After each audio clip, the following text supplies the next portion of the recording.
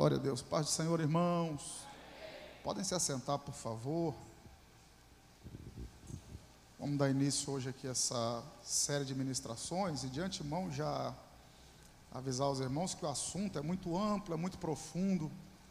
Moisés, ele está entranhado tanto no Antigo quanto no Novo Testamento. Então, se fôssemos falar tudo, explorar todos os detalhes, 4 semanas não seriam suficientes. Então, vamos abordar aqui os pontos principais, principalmente baseado no livro do Êxodo, ok? Então, nós vamos ficar voltados bem para o livro do Êxodo, onde está a maior parte do conteúdo mosaico.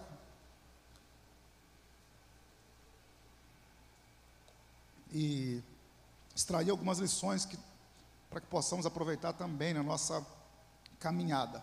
Perguntar, deu certo o negócio do slide aí? Eu vou usar meu telefone aqui, ele está no modo avião, porque o meu iPad está acabando a bateria, e eu tenho os slides aqui também. Então, se de repente eu não conseguir enxergar aqui, eu olho pelo telefone, ver se dá certo aí. Se não der certo o slide, a gente vai sem problema nenhum, mas se puder, fica mais didático, entendeu? Para os irmãos fazerem anotações, caso queiram. Ah, maravilha. Vai dar certo. Isso. Abre esse primeiro aí. Acho que pode apagar essas luzes aqui, pastorzão. Ah, obrigado. Isso é top. Tá dando para ver aí, irmãos? Tá dando para ver? Ah, maravilha. Então, esse slide é muito bom, esse LED, Não é o cano de luz, não, mas chama... Projetor. Muito bom, mas eu já vejo um LED aqui já de 6 metros por 2 aqui nessa parede todinha aqui, ó. Tudo câmera de 6K, qualidade 6K, é forte. Eu vejo tudo isso aqui em Belfor Roxo. Você crê nisso, irmão?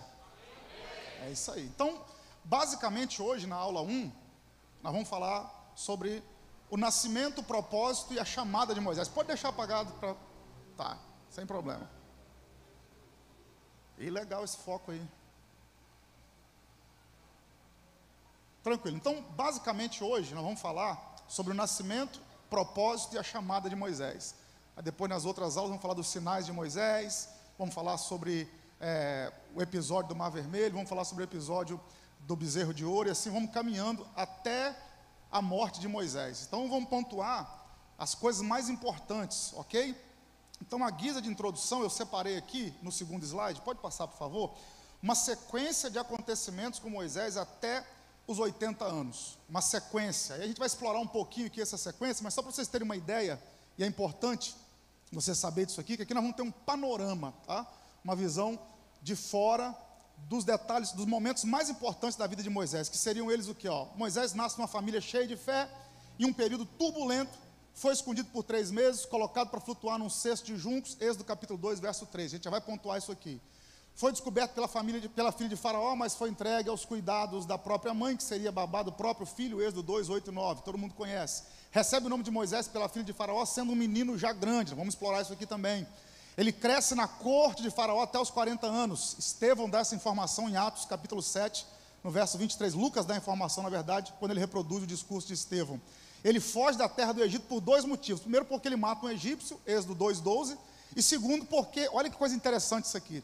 Já tem uma lição importante aqui, ó. Ele era um tipo de Messias. Ele era um tipo de Messias. E aí ia requerer um pouco mais de tempo para nós entrarmos na diferença entre símbolo e tipo, que a Bíblia tanto tem símbolo quanto tem tipo. Qual a diferença de símbolo e tipo? O tipo, ele teve um cumprimento no Novo Testamento. Então, tudo aquilo que cumpriu-se no Novo Testamento é um tipo. Símbolo é aquilo que permanece. Por exemplo, até hoje, azeite fala de unção, é símbolo de unção. Porque não teve um momento específico que o azeite cumpriu-se um propósito para isso. Então, sempre que fala de azeite, é um símbolo do Espírito. Agora, por exemplo, Moisés, ele era um tipo de Messias, por quê? Porque ele abriu mão de um reino para preparar-se para salvar o seu povo. Quem é que fez isso aqui? Jesus. Então, a gente olha para a história de Moisés, a gente vê um tipo de Cristo. Lembrando que Hebreus fala que o Antigo Testamento é sombra do Novo. E a sombra, ela nunca é igual ao objeto, ela é distorcida. Então, você não vai encontrar 100% de semelhança. Porque tem gente que quer encontrar 100% de semelhança em todo episódio. Você não vai encontrar. Então no Antigo Testamento é o quê? Sombra. A sua sombra é igual a você? Não, vai depender da luz. Vai ficar maior, vai ficar menor, vai ficar mais gorda, mais magra, depende da posição da luz. Então o Antigo Testamento era sombra, eram coisas que apontavam. Então Moisés, quando ele sai do Egito, abre mão, porque olha o que o escritor aos Hebreus diz no capítulo 11, verso 24 a 26, ele diz que Moisés escolheu não ser filho, não ser chamado de filho da filha de Faraó. Ele decidiu não ser neto de Faraó, mão daquele reino para poder libertar o povo, do mesmo jeito que o Cristo abriu mão da sua glória e veio nos libertar. Então Moisés é um tipo do Cristo no Antigo Testamento, ok? Ele vai refugiar-se em Midian e vai se casar com Zípora, filha de Jetro, que é sacerdote midianita. Outra coisa importante para você entender aqui, a gente já vai começar a explorar os detalhes. Quando o texto diz que o sogro de Moisés, Jetro, é sacerdote, não é sacerdote israelita, irmão. Já vi pregador se confundir com isso. Por quê? Porque a religião israelita ainda não existia. Quando é que vai existir? De Moisés em diante. Quando é que Deus dá a lei a Moisés? Êxodo a partir do 19. Então é de Êxodo 19 a seguir que a religião judaica, na verdade hebreia, porque o povo teve 3 fases, hebreus, Israel e judeus, deixa para outro dia também, mas aqui, a partir de Êxodo 19, que eles vão começar a ganhar forma de religião. Então, quando você chega em Êxodo 3, e Jetro, sogro de Moisés, era sacerdote midian, não era sacerdote do Senhor, era sacerdote dos deuses midianitas, ok? Então Moisés vai se refugiar e vai ficar 40 anos apacentando ovelhas de Jetro, seu sogro, que também recebe o nome de Reuel. Tá? E por fim, o 7º ponto importantíssimo, isso aqui aconteceu até os 80 anos, tá? Até os 80 anos. Ele recebe o chamado de Deus na sarça aos 80 anos de idade. Então olha quanta coisa importante aconteceu na vida de Moisés, do 0 até os 80 anos. Então aqui nós temos um panorama do 0 aos 80 que acontece em Êxodo 3.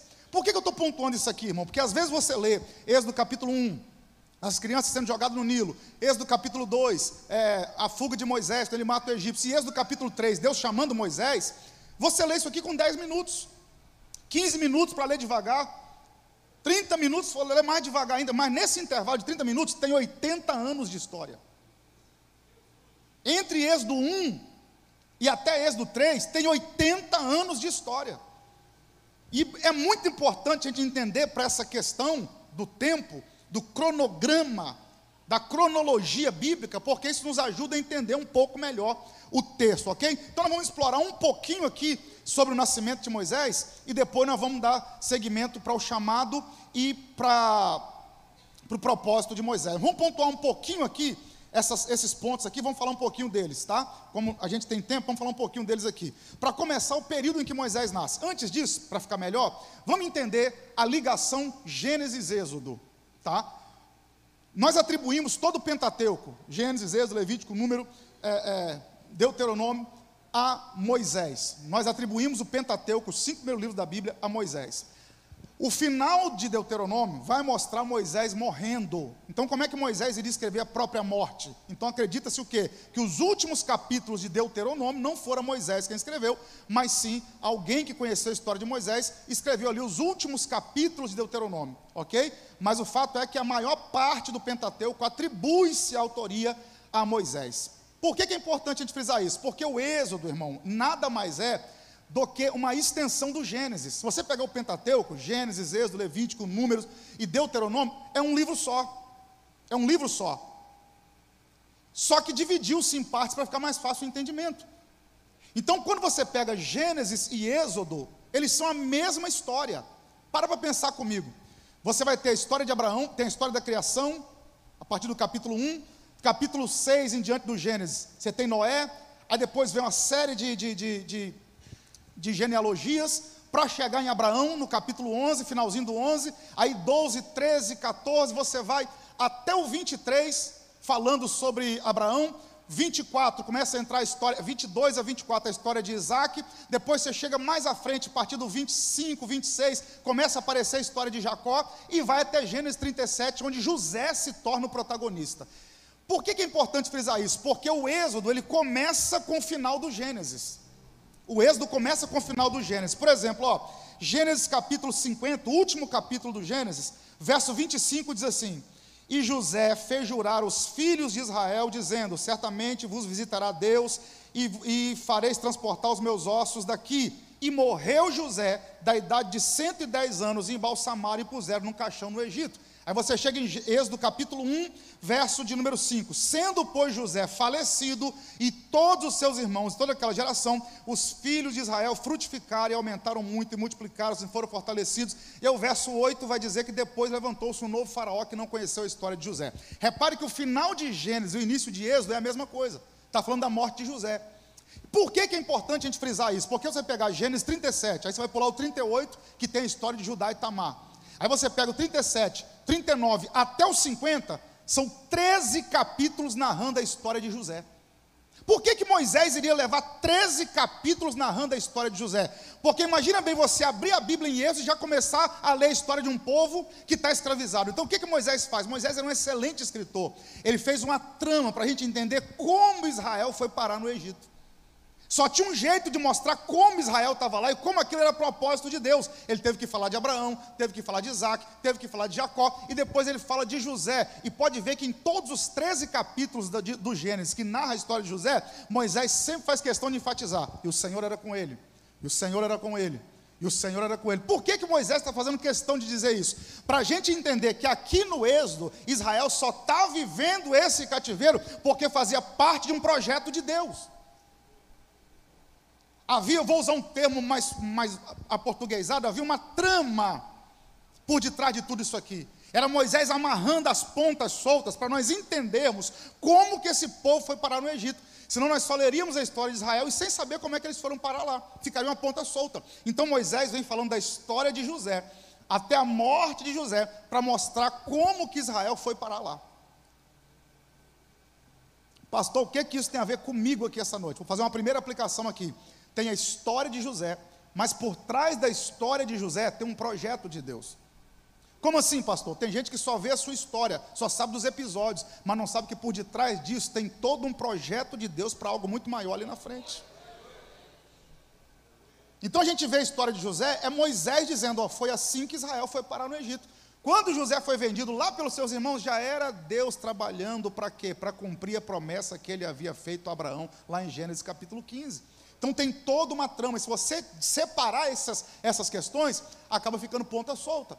Aí o Êxodo começa falando que José, depois de morto, surge um novo faraó, que não conheceu a história de José. Isso aqui é muito intrigante, por quê? Eu tenho na minha casa, por exemplo, o Livro dos Mortos, que é um livro da cultura egípcia. Não te recomendo a leitura se você não tiver estômago bíblico, porque muita coisa ali pode dar um nó na sua mente. Mas se você pegar relatos extras bíblicos da história egípcia, você verá que cita-se um homem que ajudou o Egito a vencer uma crise. Então, como que a história paralela conhece a história de José, e aqui diz que o faraó não conheceu José? Nós temos duas opções aqui, duas opções. Ou realmente esse faraó não teve acesso aos documentos que falavam de José, porque tudo era narrado e escrito, ou realmente teve um faraó, esse faraó não conheceu a história de José, que isso aqui é muito difícil acontecer, ou ele simplesmente quis omitir a história de José. Por quê? Qual era a maior característica dos faraós? A vaidade. Todo faraó era considerado um semideus, era adorado, era cultuado. Por que as pirâmides no Egito, eu já falei isso aqui para vocês, eu tive o privilégio de ir lá e aprender um pouco sobre a cultura. Por que cada pirâmide no Egito não é maior do que a outra? Quando você vai na necrópole de Gizé, necrópole, ou seja, a cidade dos mortos, é aquela região ali no Egito onde tem todas aquelas pirâmides, tem mais de 300 pirâmides no Egito. Porque o que é uma pirâmide? Nada mais é do que um túmulo. Então por que tem aquela pirâmide de todo tamanho, pastor? Porque cada faraó, quando morria, ele mandava fazer um túmulo maior do que aquele que morreu antes dele, porque quanto maior o túmulo, maior a glória. Então era comum os faraós, por arrogância, por soberba, por vaidade, não citarem o nome de seus antecessores. Então, muito provavelmente, esse faraó aqui, ele simplesmente não quis dar o braço a torcer de que um hebreu foi usado para poder abençoar o Egito. Então, melhor do que eu dar o braço a torcer de que José foi usado para abençoar o Egito, ele simplesmente decidiu não considerar a história de José. Agora, olha que interessante, esse faraó o texto diz que ele não reconheceu a história de José, ou que ele não conheceu a história de José, só que em momento nenhum Moisés cita o nome desse faraó também. Só diz que um novo faraó, mas não diz o nome. Existe uma lacuna. E por que Moisés não cita o nome desse faraó? Está me ouvindo? Diga amém. Os egípcios, guarda isso aqui, irmão, É aula, tá? É imersão, então vamos lá.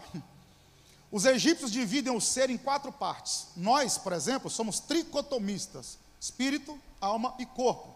Há uma tendência, uma vertente teológica que acredita na dicotomia: espírito e alma sejam a mesma coisa e corpo outra. Eu não acredito na dicotomia, acredito na tricotomia. Por quê? Porque Hebreus 4,12 diz que a palavra penetra até a divisão da alma e do espírito. Então há uma divisão entre alma e espírito. O que é uma coisa só não se divide.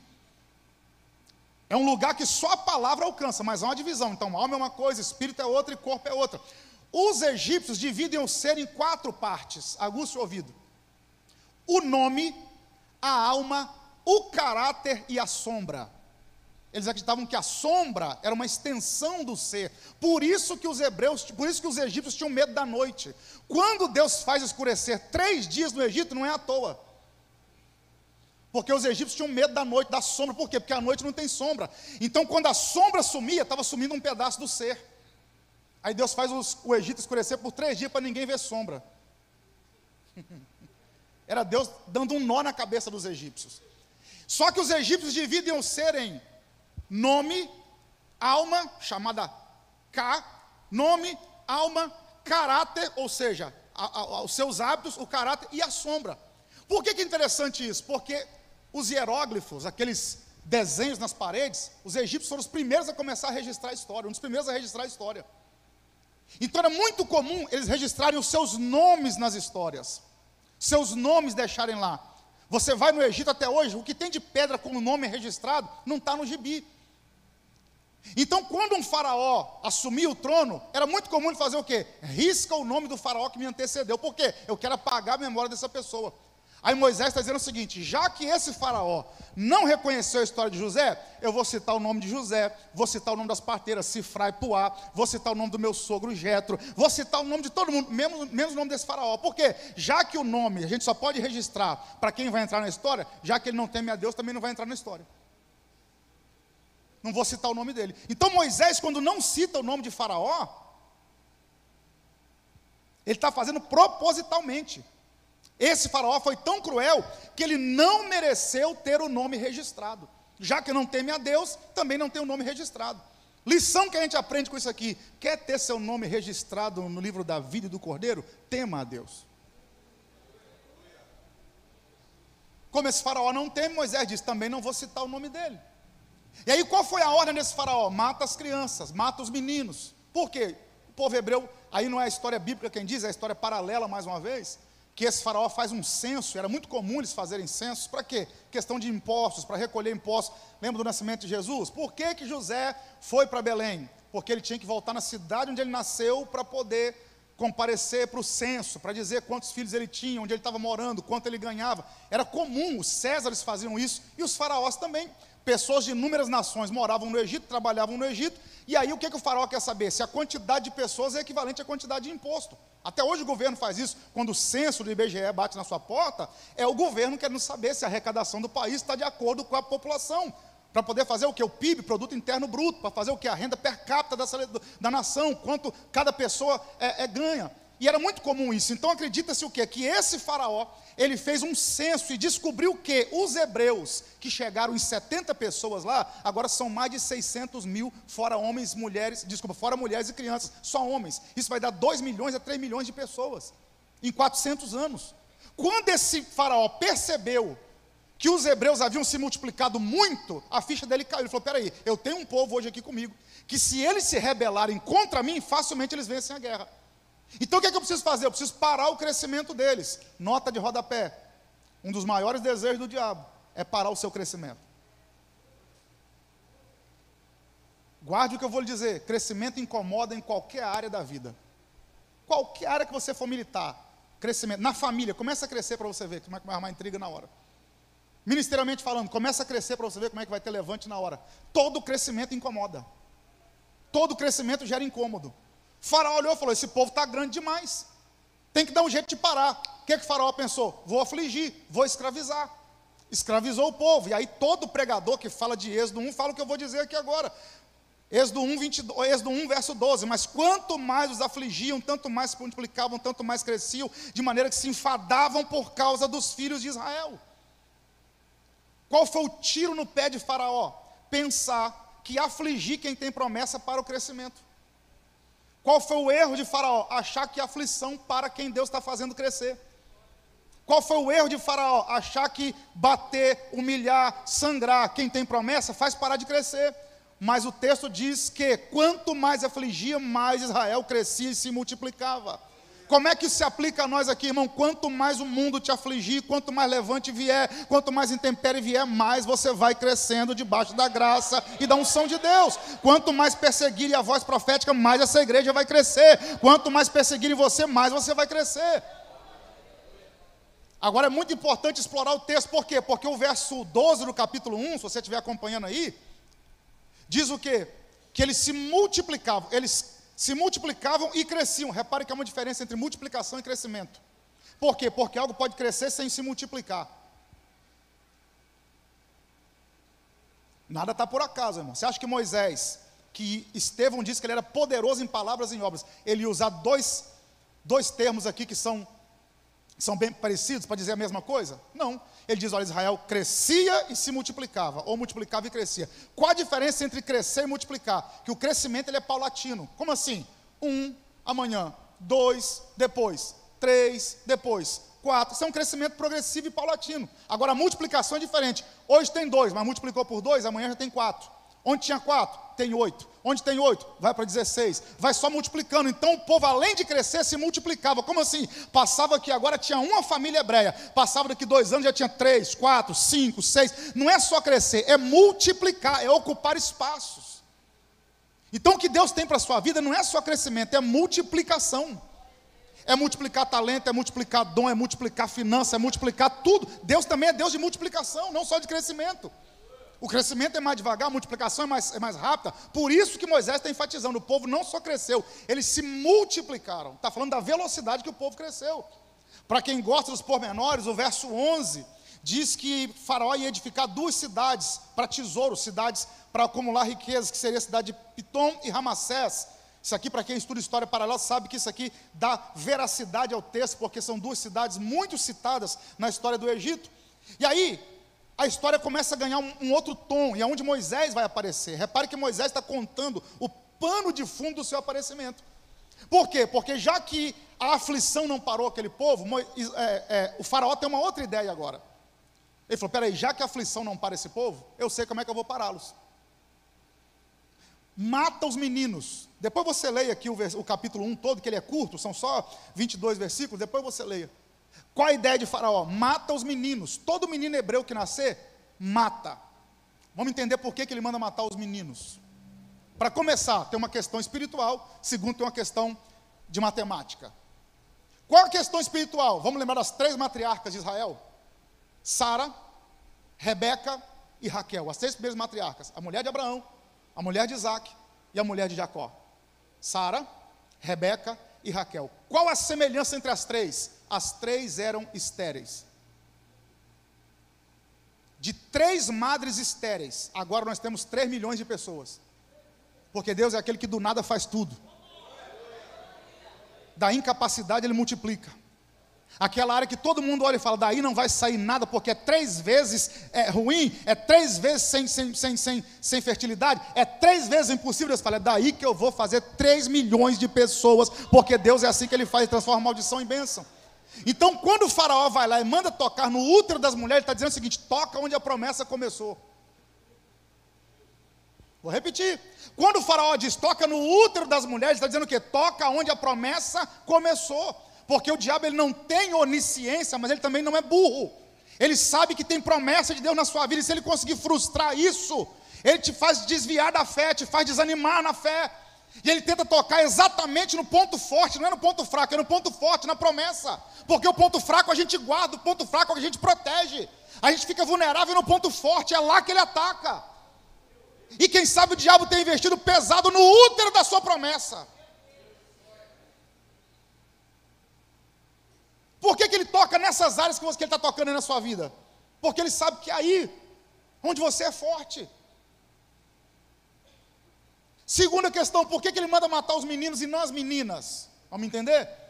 Porque naquele tempo, A cultura patriarcal era muito forte em toda aquela região do Oriente Médio, não só entre os hebreus. Então a genealogia passava de pai para filho, e não de pai para filha. Você pega no Antigo Testamento, as árvores genealógicas só tem nome de homem. E Obed gerou Jessé, Jessé gerou Davi, Davi gerou Salomão, Salomão gerou Rehoboão, e por aí vai.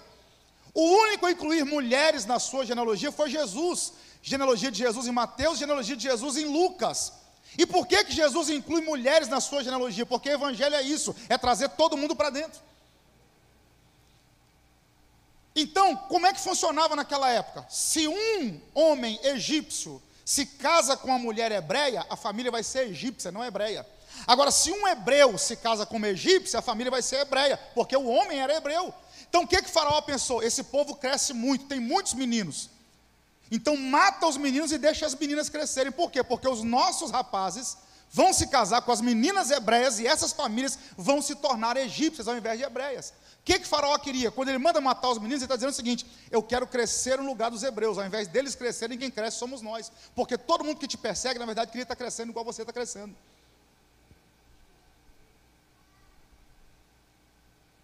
Então mata as meninas e mata os meninos e deixa as meninas vivas. Por quê? Porque as meninas ficando vivas, os nossos rapazes se casam com elas e a família egípcia multiplica, a família egípcia cresce. Só que ao mesmo tempo que Faraó está planejando isso, matar os meninos, ele chama as parteiras e fala: o negócio é o seguinte, para cada menino que nascer aí, vocês podem ir lá e matar. As meninas vocês deixem vivas. Agora as mulheres hebreias, quando elas estiverem na hora do parto, na hora de dar luz, vocês cheguem lá e matem os meninos. Se for menino, mata na hora. Joga no rio Nilo, estrangula, faz qualquer coisa. As meninas podem deixar vivas. Só que o texto diz que duas parteiras temeram a Deus, Sifrá e Puá. E quando elas chegavam lá, ao invés de matarem os meninos, elas embalavam, cuidavam, acalentavam. E ao invés do povo parar de crescer, continuou crescendo do mesmo jeito. Agora vamos lá. O nome dessas mulheres, Sifrá e Puá. Se estiver tomando nota, tome nota aí. Sifrá significa claro ou claridade. Puá significa esplêndida ou esplendor. Que diferença faz isso? É que quando o Faraó quis obscurecer a história de Israel, quando o Faraó quis apagar a história de Israel, Deus levantou uma claridade e um esplendor. Sifrá e Puá. Para ao invés de apagar, acender ainda mais a história de Israel, a história daquele povo. Talvez já tenha falado sobre isso aqui há algum tempo atrás, pelas muitas vezes que eu já ministrei aqui, principalmente há anos atrás, mas vale a pena repetir o que eu vou dizer aqui agora. Tocar nesses meninos, tocar no útero das mulheres, matar os meninos, qual era o plano de Faraó? Acabar com a nova geração. Porque aquela geração que já estava consolidada no Egito, os homens, as mulheres, não dá para matar todo mundo. Seria um derramamento de sangue enorme. Imagine 3 milhões de pessoas, matar 600 mil homens. Era muita coisa, não dava. Os próprios hebreus poderiam se rebelar contra os egípcios. Então toca nas crianças, nos meninos. Por quê? Porque assim a gente vai tocar no futuro. Vai tocar naquilo que está por vir. A gente vai apagar a história que ainda nem começou. Só que aí Deus levanta Sifrá e Puá para deixar as crianças vivas. E a ordem era a seguinte: quando elas estiverem na hora da dor, porque hoje em dia a mulher vai ter um filho, você vai lá no médico, e isso é maravilhoso, faz o pré-natal, marca o dia, marca a hora, a mulher vai lá, faz uma cesariana, glória a Deus por isso. Mas naquele tempo, como é que a mulher sabia que havia chegado a hora de dar luz? Quando ela começava a sentir o quê? Dores, as famosas contrações. Quando a mulher chegava ao médico, antigamente, nos partos normais, qual a diferença, qual o intervalo entre as dores? 5 minutos, 10 minutos. E aí o médico dizia o seguinte: quanto maior a dor e quanto menor o intervalo entre elas, mais perto de nascer. Quanto maior a dor e quanto menor o intervalo entre elas, porque está mais perto de nascer. Então, quando as mulheres hebreias começavam a sentir muita dor, e as dores eram um intervalo muito pequeno, é porque estava chegando a hora de nascer. Está entendendo agora por que algumas dores se repetem na sua vida? É um problema hoje, é um problema amanhã, outro depois de amanhã. Você fala: meu Deus, eu já saí de um problema, já tem outro, e cada um é pior do que o outro. É Deus, não aguenta porque é a contração. Como assim? Tem algo grande para nascer. Só que o diabo queria abortar isso na sua vida. Mas aqui vai uma palavra: ele não vai abortar nenhum sonho, nenhum projeto, nenhuma promessa de Deus na sua vida. Por quê? Porque Deus sempre tem uma cifra e uma puá para aparecer na hora certa e ajudar a gente a colocar para fora aquilo que a gente está gerando. Eu estou falando para a gente aqui que está gerando coisas grandes dentro de si, grandes sonhos, projetos, ministérios, dons, talentos, e o diabo quer abortar isso, mas hoje a voz profética é uma maternidade espiritual. Por quê? Porque ao invés de abortar, vai nascer muito sonho, vai nascer muito projeto, vai nascer muito ministério. Você crê em palavra profética? Então vou liberar: o diabo não vai abortar nenhum sonho de Deus na sua vida, o diabo não vai abortar nenhum projeto de Deus para a sua vida. Por quê? Porque Deus sempre tem uma porta de escape, sempre tem uma cifra e uma puá para aparecer na hora certa. E sabe o que eu acho interessante aqui, pastor André? É que Deus vai usar as parteiras. Me ajuda aí, Deus vai usar quem? As?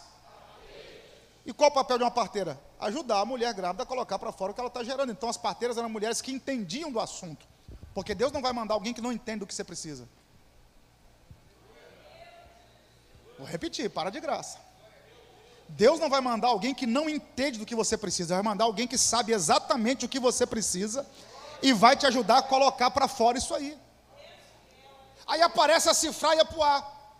Só que as crianças continuam nascendo. Aí Faraó manda chamá-las e diz: o que está acontecendo? Eu acho linda a resposta que elas dão. Quando nós chegamos lá, Faraó, as hebreias já deram a luz. Por quê? Porque elas são fortes. Espera aí, irmão. Quem já acompanhou uma mulher no trabalho de parto sabe como é que é. A dor que é. Graças a Deus que é a mulher que gera. Deus conhece, Deus sabe que o homem não ia aguentar. Não é à toa que mulher foi feita do osso, o homem foi feito do barro. Toma nota aí, irmão.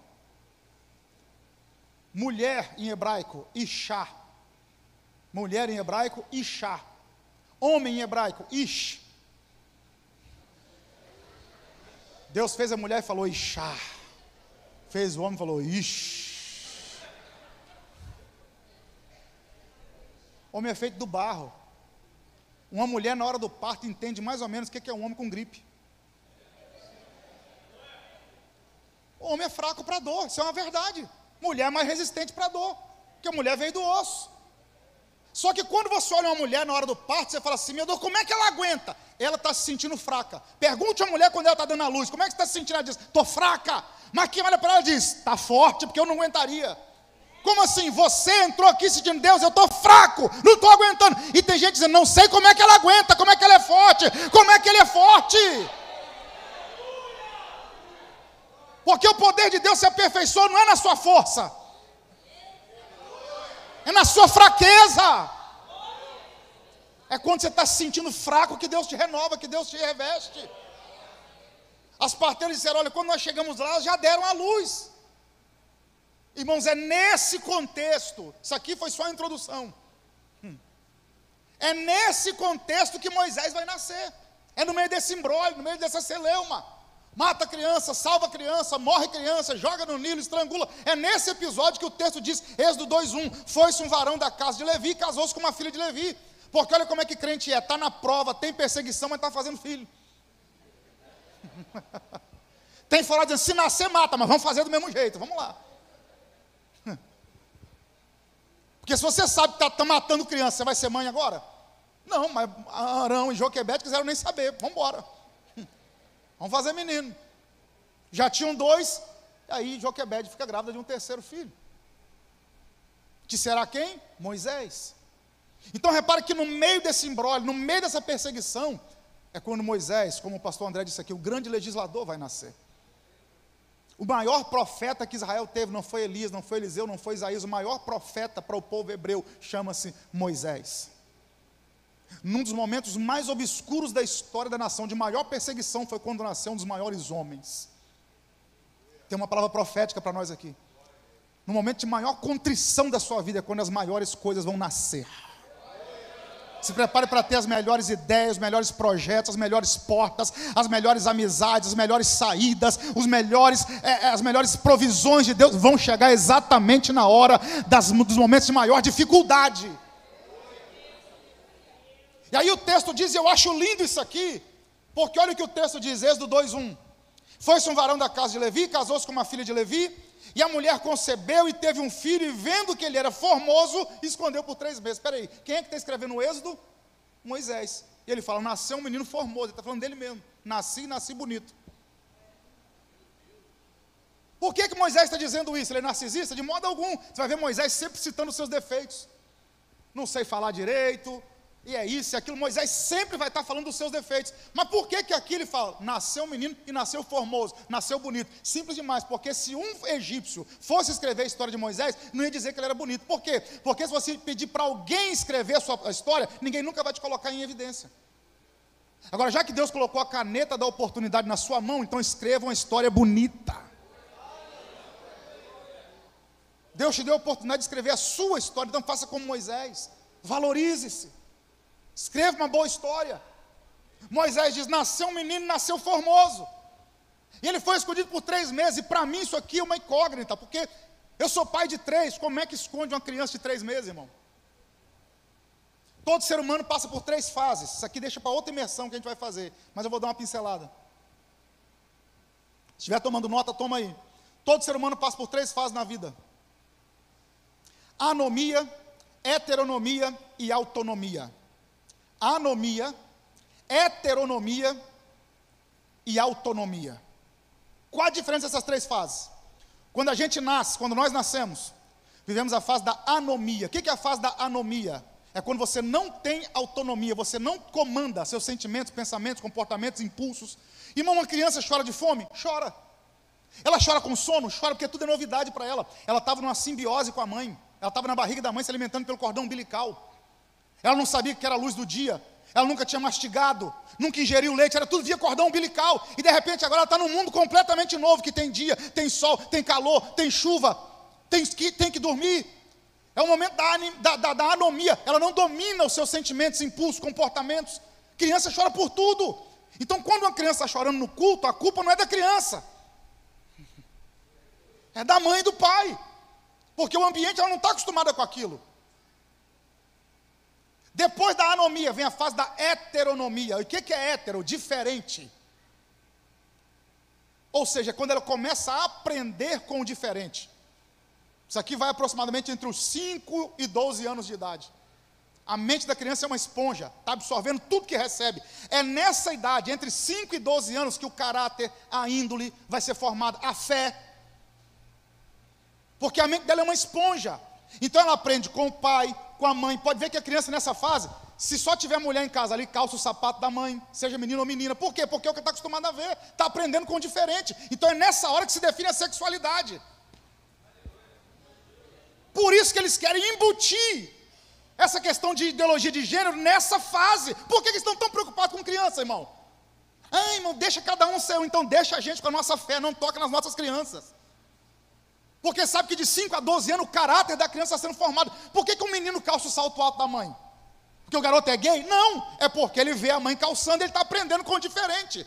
Se tiver a presença masculina em casa, ele vai calçar o sapato do pai. Ele vai aprender com o professor da escola dominical, vai aprender com o professor do prezinho.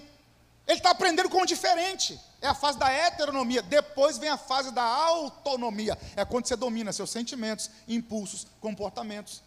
Você está com fome, mas espera a hora de comer, né? Você está com sono, mas não dorme em qualquer lugar. Você já consegue dominar. E a vida espiritual também tem essas 3 fases, pastor André. Tem a fase da anomia, da heteronomia e da autonomia. O cara, quando se converte, está na fase da anomia. Ele está aprendendo tudo. Aliás, ele não domina os impulsos, nem comportamento, nem sentimento. Ele não consegue se dominar. Depois ele começa a aprender com os irmãos na fé. E por fim ele atinge a maturidade espiritual. Por que eu estou citando isso? Porque uma criança de 3 meses, ela está na fase da anomia. Então ela não consegue dominar impulso, sentimento, comportamento. Ela chora por tudo. E como é que você esconde uma criança de 3 até 3 meses de idade? Não me pergunte como, mas Joquebede conseguiu esconder o filho. Só que depois de 3 meses não tem mais como esconder. Por quê? Porque o menino era bonito, era lindo. E não tinha como esconder. Então guarde o que eu vou lhe dizer. Não tem como você esconder por muito tempo aquilo que Deus te deu. Vou repetir, não vai ter como você esconder por muito tempo o que Deus gerou em você. Seu ministério, por mais que você não queira, você vai ter que começar a exercer, porque não dá para esconder por muito tempo. mais cedo ou mais tarde você vai ter que revelar, vai ter que mostrar aquilo que Deus te deu. E aí qual era a ordem de Faraó? Joga as crianças no Nilo.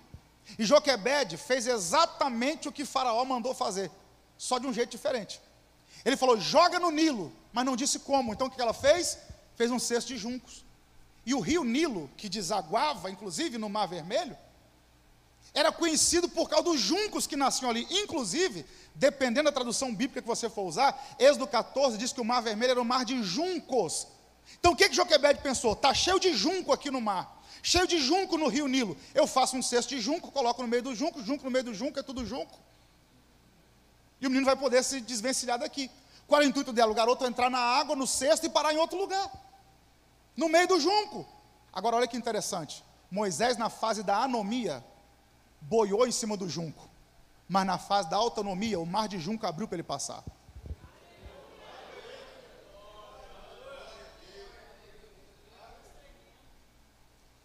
Joquebede coloca o garoto no cesto e milagrosamente, isso aqui, irmão, dá pano para manga. Isso aqui dá pano para manga, pastor André, mas eu tenho que falar porque é imersão. O Egito antigo era dividido em Alto Egito e Baixo Egito. Qualquer ocasião que você for ao Egito, qualquer guia vai te ensinar isso. E eu sei que você vai lá no Egito muito em breve. 3 receberam. Deus vai levantar alguém, vai pagar a sua caravana, vai te dar mais $1.000, só para você comprar em souvenir. Vou melhorar a palavra profética. Deus vai te abençoar tanto que vai poder pagar para alguém ir. Você vai dar $1.000 para alguém, vai abençoar seu pastor, vai pagar a caravana dele para Israel. Melhorou, né, irmão? Então, se você for conversar com qualquer egípcio, ele vai dizer, o Egito era dividido em Alto Egito e Baixo Egito. A capital do Egito, na época de Moisés, era Mênfis, a cidade de Mênfis, que ficava no Alto Egito. A cidade de Gozem, ou Gozém, como você queira, ficava no Baixo Egito. Até hoje, irmão, quem é que mora nas montanhas, rico ou pobre? Rico. A galera que a condição econômica não é tão boa, mora onde? Baixada. É questão filosófica. Rico mora no alto, pobre mora embaixo. Por que os apartamentos mais caros são aonde? Na cobertura. Então onde é que Faraó construiu o palácio dele? No Mênfis, Alto Egito. E os escravos ficavam onde? Lá em Gozém, no Baixo Egito. Aí o texto diz que a filha de Faraó desceu para se banhar. Espera aí, irmão, me ajuda. A água sai do Alto Egito, passa no Baixo Egito. A filha de Faraó ia tomar banho na água que já tinha passado pelos escravos? Você acha que a filha de Faraó ia tomar banho na água que os escravos tomavam banho? Então, muito provavelmente, ela estava tomando banho no Alto Egito. Não me pergunte como, que eu não sei te explicar, mas Joquebede colocou o menino no Nilo e ele foi parar na mão da filha de Faraó.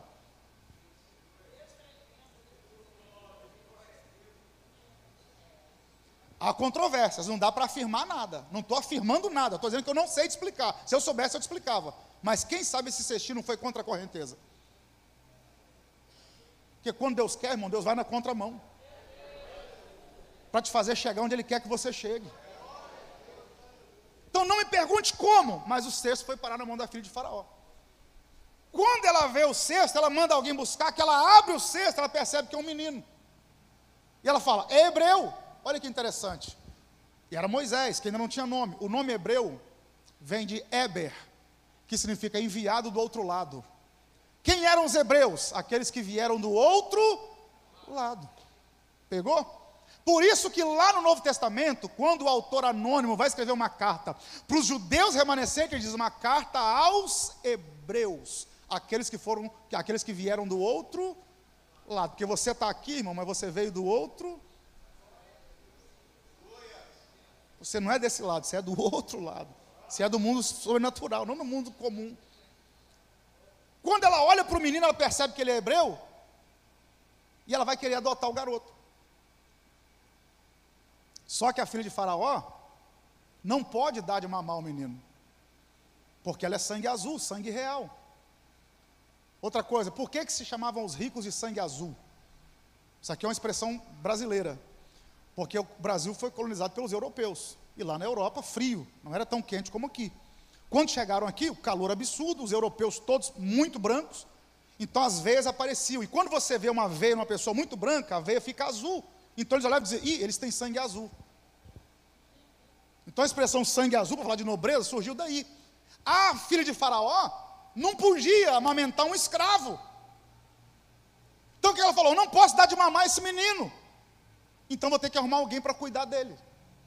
Miriam, que estava acompanhando o cestinho de longe, percebeu aquela questão, e diz assim: ó, se a senhora precisar, eu conheço alguém que pode cuidar desse menino. A filha de Faraó diz: vai lá então, chama essa mulher para amamentar esse menino, mas avisa para ela que além dela cuidar do menino, vai ter um auxílio emergencial para ela. Ela vai receber para cuidar do menino. E aí Joquebede vai lá e pega o próprio filho e cuida do próprio filho, e quem queria matar financia até a faculdade do garoto. Porque Moisés passou 40 anos dentro do palácio de Faraó sendo alimentado por ele. Porque quem queria matar pagou o custo de vida do garoto todinho até os 40 anos de idade. Porque é assim que Deus faz, transforma maldição em bênção. Aí Joquebede pega o filho e vai cuidar dele. E é assim que Moisés está entrando na história, de maneira anônima. Moisés ainda não tem nome. Ele vai receber o nome em Êxodo capítulo 2, lá no verso 10, que ele vai receber seu nome. Agora vamos entender isso aqui, e a gente vai pontuar.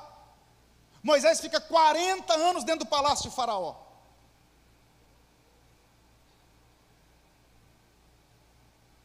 Qual a importância de Moisés ter passado 40 anos dentro do palácio de Faraó? Irmãos, é imersão, então vamos lá. A cultura no Egito é muito forte. A tecnologia no Egito sempre foi muito avançada para a sua época. Por exemplo, até hoje, não se sabe como algumas pedras foram colocadas nas pirâmides. Por quê? Porque tem pedra ali, irmão, que pesa o peso de um Boeing 747. São toneladas. Não tinha como colocar aquilo ali. Como é que eles colocaram? Engenhosidade. A engenharia no Egito é muito avançada, até hoje se estuda. Quando eu estive lá, eu perguntei como é que eles conseguiam empilhar aquelas pedras, e olha que coisa fantástica. Eles colocavam bolas de chumbo entre uma pedra e outra. Por quê? Porque o ferro não amassa, mas o chumbo cede. Então eles faziam bolas de chumbo e colocavam a pedra em cima da outra, e entre as pedras, bola de chumbo. Enquanto o chumbo estava cedendo, eles iam ajeitando a pedra para poder ficar no esquadro certinho. Estamos falando de 4.000 anos atrás. A medicina no Egito, até hoje se pesquisa como é que eles faziam o processo de mumificação. Por quê? Porque eles conseguem arrancar o cérebro pela narina. O processo de preservação dos egípcios, das múmias, até hoje eles se estudam porque não tinha formol. E você vai no Museu do Cairo, tem múmias lá que são facilmente reconhecíveis. A pele está intacta. Claro que sem sangue, mas a pele está intacta. Como é que eles conseguiam isso? Então a tecnologia, a medicina, a cultura no Egito já era muito forte. E Moisés passou 40 anos criado dentro dessa cultura. Era Deus preparando Moisés para aquilo que ele iria exercer lá na frente. Era Deus preparando Moisés para aquilo que ele iria fazer, para a liderança que ele iria exercer, para a maneira como ele iria encarar Faraó depois. E aí Moisés passa esses 40 anos como um preparo dentro do palácio de Faraó. Moisés vai visitar os escravos, e eu já vou voltar nisso aqui, só vou sintetizar. Vai voltar nos escravos. Ele vê então um egípcio afligindo um hebreu. Ele mata o egípcio, enterra na areia. O crime de Moisés é descoberto. Ele tem que fugir para Midian. É onde ele encontra a sua mulher Zípora, casa-se com ela e se torna pastor de ovelhas de Jetro, seu sogro. Então repare que há aí uma lacuna entre Moisés nascer e ele já aparecer. Capítulo 2 ele nasce, e no capítulo 3 ele já está lá, sendo chamado por Deus na sarça. Então nesse intervalo de tempo aí, nós temos 80 anos de história, como eu disse aqui. Agora vamos pontuar o que acontece daí por diante, para a gente poder entrar num campo mais profético, já que a gente entendeu tudo que aconteceu aqui agora no capítulo 1, no capítulo 2. Próximo slide, por favor. Se você quiser depois, você me chama nas redes sociais que eu te mando esses slides aqui, ou então vou deixar com o pessoal da mídia, vocês podem pegar lá os slides para poder estudar depois, tá bom? E aí nós vamos chegar em Êxodo 3, onde tem um momento de lição importantíssimo na vida de Moisés. Êxodo 3, eu preciso ler para a gente poder entender um pouco melhor. Então nós já entendemos aqui o capítulo 1 e o capítulo 2, ok? O que aconteceu? Como que Israel foi parar no Egito? A perseguição que veio. Moisés é criado no palácio de Faraó, mata o egípcio, e Moisés então foge para a terra de Midian e passa 40 anos lá apacentando ovelhas. E Êxodo 3 começa desse jeito: apacentar Moisés o rebanho de Jetro, seu sogro, sacerdote em Midian, e levou o rebanho atrás do deserto e veio ao monte de Deus, a Horebe. E apareceu-lhe o anjo do Senhor em uma chama de fogo no meio de uma sarça, e olhou, e eis que a sarça ardia no fogo, e a sarça não se consumia. E Moisés disse: agora me virarei para lá e verei esta grande visão, porque a sarça não queima. Vendo o Senhor que se virava para lá a ver, bradou Deus a ele do meio da sarça, e disse: Moisés, Moisés. E ele disse: eis-me aqui. E disse: não te chegues para cá, tira os teus sapatos de teus pés, porque o lugar em que tu estás é terra santa. Disse mais: eu sou o Deus de teu pai, o Deus de Abraão, o Deus de Isaque, o Deus de Jacó. E Moisés encobriu o seu rosto, porque temeu olhar para Deus. E disse o Senhor: tenho visto atentamente a aflição do meu povo que está no Egito, tenho ouvido o seu clamor por causa dos seus exatores, porque conheci as suas dores, portanto desci para livrá-lo da mão dos egípcios e para fazê-lo subir daquela terra, a uma terra boa e larga, uma terra que mana leite e mel, ao lugar do cananeu, do eteu, do amorreu, do ferezeu, do heveu, do jebuseu. E agora eis que o clamor dos filhos de Israel chegou a mim, e também tenho visto a opressão com que os egípcios os oprimem. Vem agora, pois, eu te enviarei a Faraó para que tires o meu povo, os filhos de Israel, do Egito. Então Moisés disse a Deus: quem sou eu que vá a Faraó e tire do Egito os filhos de Israel? E Deus disse: certamente eu serei contigo, e isto te será por sinal que eu te enviei. Quando houveres tirado este povo do Egito, servireis a Deus neste monte. Então disse Moisés a Deus: eis que quando vier aos filhos de Israel e lhes disser: o Deus de vossos pais me enviou a vós, e eles me disserem: qual é o seu nome? Que lhes direi? Ao verso 14 encerra: e disse Deus a Moisés: eu sou o que sou. Disse mais: assim dirás aos filhos de Israel: eu sou, me enviou a vós. Na minha concepção, esse aqui é o momento mais pujante da vida de Moisés. Por quê? Porque Moisés já havia vivido 2/3 da vida dele. Moisés já morreu 120 anos de idade. Ele já estava com 80 anos quando Deus o chama na sarça. Moisés já havia vivido 2/3 da sua vida. E ele vai viver agora o chamado de Deus para a vida dele. Moisés vai começar a viver o propósito que Deus tinha para a vida dele. E aí nós vamos entender um pouco sobre isso aqui. Moisés é chamado por Deus para viver o propósito. Eu até coloquei no slide aqui, ó. Qual a diferença entre chamada e propósito? Por quê? Porque o que está acontecendo em Êxodo 3 é a chamada de Moisés. Moisés já tinha propósito. Agora ele recebe a chamada. Qual a diferença entre chamada e propósito? Próximo slide, por favor. Eu vou te dar algumas fontes aqui, tá? Chamada do latim, clamare, gritar. Existem 2 tipos de chamada. Uma inclusiva e outra exclusiva. Presta atenção nisso aqui, irmão.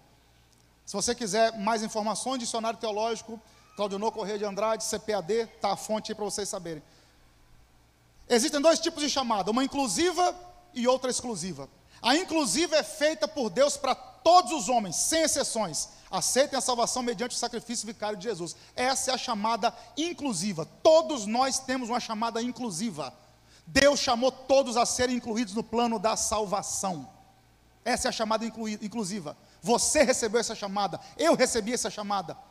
Todos nós recebemos essa chamada. E quem atende essa chamada recebe vida eterna. João 3,16.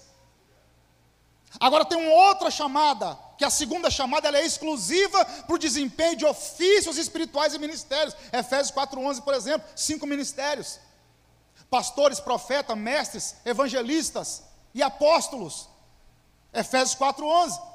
Então todos são chamados à salvação e cada um é chamado para uma obra específica. Eu usei Efésios 4,11 como exemplo, mas existem chamados para outras coisas também. Então guarde o que eu vou lhe dizer.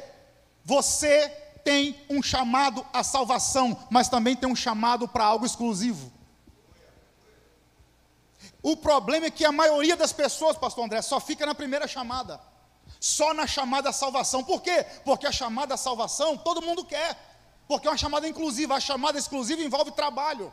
E quando chega a hora de trabalhar, a gente quer ficar na nossa. A chamada inclusiva é vinde. A chamada exclusiva é ide.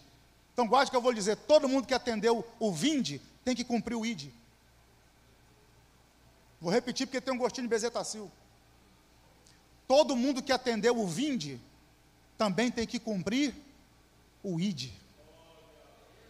Então fica a pergunta: o que é que você tem feito com a segunda chamada de Deus na sua vida? Não é para você responder, é para você pensar. Porque é muito fácil eu cumprir o vinde e não cumprir o ide. Então nós temos 2 tipos de chamado. Próximo slide, por favor. E propósito, o que é propósito? Pastor André já me ouviu falar sobre isso provavelmente. Propósito vem do latim proponere. Significa o quê? Declarar, colocar à frente. Por quê? A palavra propósito é a junção de 2 palavras no latim. Propósito é pró, o prefixo pró, mais a palavra ponere. Ó, prefixo pró no latim, mais a palavra ponere. Pró significa à frente, ponere significa colocar, pôr. Vocês sabem que o nosso português é derivado do latim. Fomos colonizados pelos europeus, repetindo isso aqui. Então as palavras que nós usamos vêm do latim. O latim é uma língua morta, mas as palavras que nós usamos vêm do latim. E o prefixo pró aponta para frente. Repare que a maioria das palavras que começam com pró tem a ver com futuro. Por exemplo, o que é uma promessa? É algo que eu digo agora, mas vai se cumprir no futuro. Promícia, uma palavra que vai se cumprir à frente. O que é um protótipo? Vamos supor, a Ford vai lançar um carro. Eles fazem um modelo antes, para nós vermos como será no futuro. É um protótipo. Então as palavras que começam com pró, tem a ver com futuro, e propósito não é diferente. Propósito é à frente, por, colocar. Como é que a gente interpreta proponere? Propósito, colocar à frente, ocupar o futuro. Então o que é propósito? É aquilo que você vai ocupar o seu futuro fazendo. Uma das perguntas que eu mais recebo, pastor André: pastor Renan, o que é propósito? Como é que eu vivo meu propósito? Como é que eu descubro o meu propósito? A nossa literatura cristã, ela está apinhada de bons materiais sobre propósito. Vou te dar uma dica: Reverendo Rick Warren, Uma Vida com Propósito. É um excelente livro para te ajudar. O Desígnio, de Mike Murdock, um excelente livro que vai te ajudar a entender o seu propósito. Só que propósito tem a ver com ocupar o futuro. Então vou te dar aqui, isso não é uma receita de bolo, tá? Qual o indicativo do propósito? Como é que eu posso saber qual é o meu propósito de vida? Simples demais. Se projete para o futuro. Se enxergue daqui a 10 anos, 15 anos, 20 anos, 30 anos. O que você não consegue se ver sem fazer? Está aí um indicativo do seu propósito. Vou falar por mim, fiz 40 anos agora em janeiro. Mas eu não me vejo aos 80 sem pregar o Evangelho. Quando eu me vejo com 70, 80 anos de idade, 90, sei lá quantos, até o fim dos meus dias, eu só me vejo fazendo uma coisa: pregando o Evangelho. Seja escrevendo, seja palestrando, seja pregando, seja via rede social, não sei como é que o futuro reserva, mas eu não me vejo sem levar a mensagem do Evangelho. Por quê? Ali está o meu propósito de vida. Então, como é que você se vê daqui a 20 anos? O que você não consegue ficar sem fazer? Isso é um propósito. Outra coisa interessante: propósito não tem a ver só com vida ministerial. Já falei sobre isso aqui numa outra ocasião, eu vou repetir. Um dos textos que mais mexe comigo, Dorcas, final de Atos, capítulo 9, se não me engano. Dorcas morre na cidade de Jope, e eles mandam chamar Pedro urgentemente. Pedro chega lá e sobe no cenáculo, que é um quarto à parte de Dorcas está morta, também chamado de Tábita. E quando Pedro chega lá, os órfãos e viúvas estão com as roupas que Dorcas havia feito. E o texto diz que Dorcas era discípula de Jesus, a única mulher a ser chamada de discípula. Em Lucas 8 diz que algumas mulheres ajudavam o ministério de Jesus com as suas fazendas, mas Dorcas é chamada de discípula. Discípulo no grego, matetria, matetes, cópia, xerox. Dorcas recebeu o título de xerox de Jesus, cópia de Jesus. E o que Dorcas fazia? Costurava. Dorcas nunca pregou como Paulo, nunca pregou como Pedro, nunca subiu num púlpito, nunca pegou um palanque, nunca pegou um microfone, mas era discípula. Por quê? Porque ela usava agulha e linha para glorificar a Deus. Então não sei qual é a sua agulha e qual é a sua linha. Qual é o seu propósito? Porque tem gente, pastor André, que nunca vai subir nesse altar para pregar, porque Deus não separou ele para isso. Mas a agulha e linha que ele tem vai alcançar muita gente através do testemunho de vida. E Deus está dizendo: use o que você tem para que o meu reino cresça e cumpra o seu propósito. Posso liberar uma palavra? Não estou pregando para uma igreja despropositada, estou pregando para gente que tem propósito da parte de Deus e vai viver esse propósito. Pastor, mas o que eu tenho é agulha e linha. Cumpra o seu propósito, por mais simples que seja. Então, Moisés já tinha um propósito. E em Êxodo 3 ele recebe a chamada. Então o que é propósito? É aquilo que vai ocupar o seu futuro. Próximo slide, por favor. E aí a chamada de Moisés acontece em Êxodo 3, mas o seu propósito já aparece em Êxodo 2:1. E nós vamos pontuar isso aqui porque isso é interessante demais. Moisés vai ser chamado aos 80 anos de idade. Aos 80 anos que Moisés vai começar a viver o propósito dele. Deixa eu melhorar um pouco aqui a aplicação sobre o que é propósito e o que é chamada. Moisés já tinha um propósito, desde que nasceu. mas só começou a viver o propósito depois dos 80 anos de idade que ele recebe a chamada na sarça. Então, pastor, qual a diferença entre propósito e chamado? Vamos lá, propósito você já tem. O chamado é quando Deus diz, daqui para frente você vai começar a viver. Usando uma linguagem mais comum, chamado é quando Deus aperta o play. É quando Deus diz, daqui para frente você vai começar a viver aquilo que eu te chamei para fazer. Por quê? Porque tem gente que já tem o propósito, só não está exercendo. Aí Deus chama, agora é tempo de você viver o seu propósito. Pastor André citou aqui, 20 anos de estrada. Desde meus 20 anos de idade eu prego. Mas foram aos meus 24 que eu comecei a viver única e exclusivamente para isso. Por quê? Porque eu já tinha um propósito, mas a chamada veio aos 24 anos de idade. Então você já tem um propósito, está chegando a hora de Deus te chamar. Qual era o propósito de Moisés? Vamos entender qual era o propósito de Moisés? Está aqui, ó, Êxodo 2, verso 1. E foi-se um varão da casa de Levi, casou-se com uma filha de Levi. Aqui está o propósito de Moisés. Vamos lá. Pai de Moisés, Arão, não era Arão, Arão era o irmão dele. Arão, pai de Moisés. Joquebede, mãe de Moisés. E o texto diz que ambos eram filhos de Levi. Que diferença faz isso? Gênesis 29, 34. E concebeu outra vez e teve um filho, dizendo, agora, esta vez se ajuntará meu marido comigo.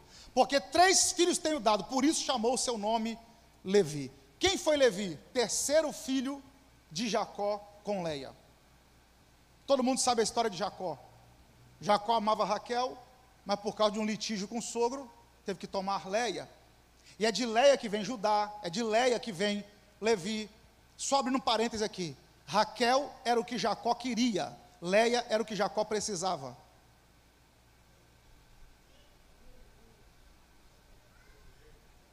Então, muitas vezes, antes daquilo que você quer, Deus vai te dar o que você precisa.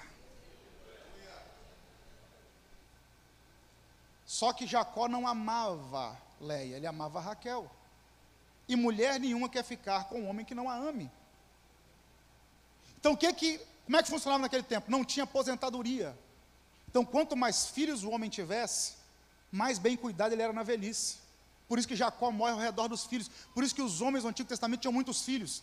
E aí tem um velho ditado lá na roça, de onde eu vim, que diz o seguinte, um pai cria 10 filhos, mas 10 filhos não cuidam de um pai.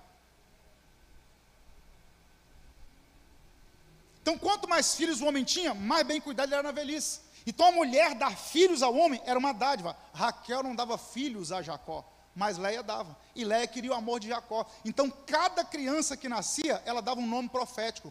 Quando o terceiro filho nasceu, ela falou, esse menino vai me unir ao meu amado, ao meu esposo. Então, ele vai se chamar Levi, que quer dizer o quê? Aquele que une, ou unir-se-á. Então, ela falou, Levi vai me unir ao meu amado. E aí no deserto, quando tem a rebelião do bezerro de ouro, quem é que Deus separa para trabalhar no tabernáculo? Os filhos de Levi, daí vem os levitas. Então qual o papel de um levita? Qual o papel de Levi? É unir o amado à amada. É unir o noivo à noiva. Levita não tem a ver só com cantar. O que é ser um levita? É trabalhar para unir o amado à amada. E a amada ao amado. Moisés nasceu como descendente de Levi. Moisés nasceu com um propósito. Qual era o propósito de Moisés? Unir o amado Deus à sua amada Israel, nação de Israel. É importante pontuar isso aqui também, pastor André. A culpa é sua, o senhor que queria fazer imersão, vamos lá. Qual a diferença de Israel para a igreja? Por que Israel tem um tratamento diferente da igreja? Quer ouvir? Diga amém. Porque Deus não adultera. Então o pai não vai casar com a mulher do filho, o filho não vai casar com a mulher do pai. Israel é noiva de Deus, a igreja é noiva de Cristo. Por isso que tem os 144 mil, isso aí é coisa de Deus com Israel. A igreja é outro papo, que a igreja é noiva de Cristo, não do Deus Pai. Êxodo capítulo 19, quando Moisés sobe o Sinai, Deus faz um contrato de casamento com Israel. Por isso que pela boca de Jeremias ele fala assim, eu não dei carta de divórcio a vocês, vocês não são minha esposa. E quando Israel tomou outros deuses, Deus se sentiu traído e falou, Oséias, se casa com uma prostituta que ela vai te trair, para você sentir como eu estou me sentindo com o meu povo. Então Israel é uma propriedade de Deus, é Deus quem vai lidar com os judeus, é Deus quem vai chamar, é Deus quem vai tratar. E a igreja é a noiva de Cristo, do Cordeiro, que vai se encontrar com Ele. Agora eu vou afundar o prego, a culpa é sua. Esse é o problema das igrejas judaizarem o evangelho. Não precisa mais de menorá, não precisa de kippá, não precisa de talite, tudo isso se cumpriu em Jesus. O nosso negócio é com Cristo. Aí fica essas igrejas colocando o menorá no altar para acender. Jesus disse: eu sou a luz do mundo. Vestido de sacerdote, palhaçada. Não precisa disso, já foi cumprido em Jesus. Quando eu trago essas coisas para o culto, eu estou dizendo que o sacrifício de Jesus foi desnecessário.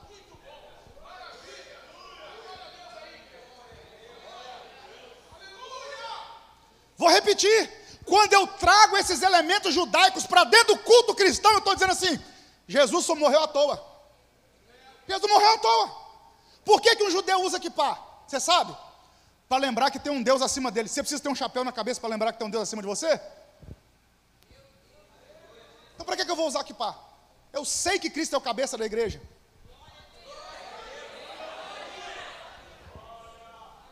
Você sabe quando Jesus disse: eu sou a luz do mundo? Foi na festa do Hanukkah. O que era a festa do Hanukkah? A festa das luzes. Quando se acendia os castiçais. Jesus disse: esses castiçais que estão acendendo aí, tudo apontava para mim. No Antigo Testamento eles acendiam essa luz porque a luz do mundo ainda não tinha se revelado. Eu sou a luz que veio brilhar aqui. Então não precisa mais de castiçal. Para que usa as franjas na hora do vestido? Para lembrar que tinha lei de Deus. Agora a gente tem Bíblia, não precisa de franja. Então quando eu trago esses elementos para dentro do culto cristão, eu estou desmerecendo o sacrifício de Jesus. Israel é um problema do Deus Pai. É Deus quem vai tratar com Israel. A igreja é do Deus Filho, porque o filho não vai casar com a mulher do pai, o pai não vai casar com a mulher do filho. Outra coisa, aí depois tu se vira aí, irmão. Mateus 25, as 10 virgens não são a igreja. A noiva não aparece no texto. Onde é que a noiva está no texto de Mateus 25? Não está.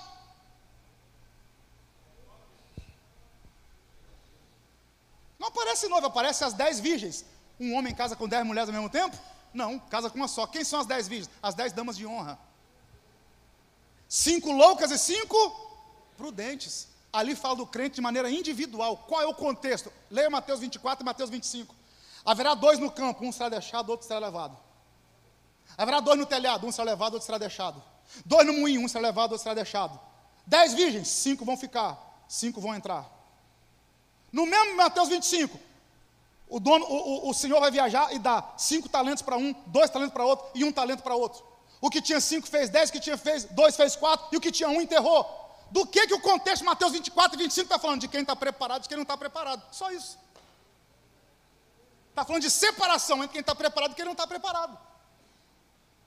E as pessoas pegam e mistificam tudo. E acabam fazendo um embrólio teológico. Então, como Israel é noiva de Deus, quem foi que fez esse casamento? Moisés. No alto do Sinai. Deus deu a lei para Moisés.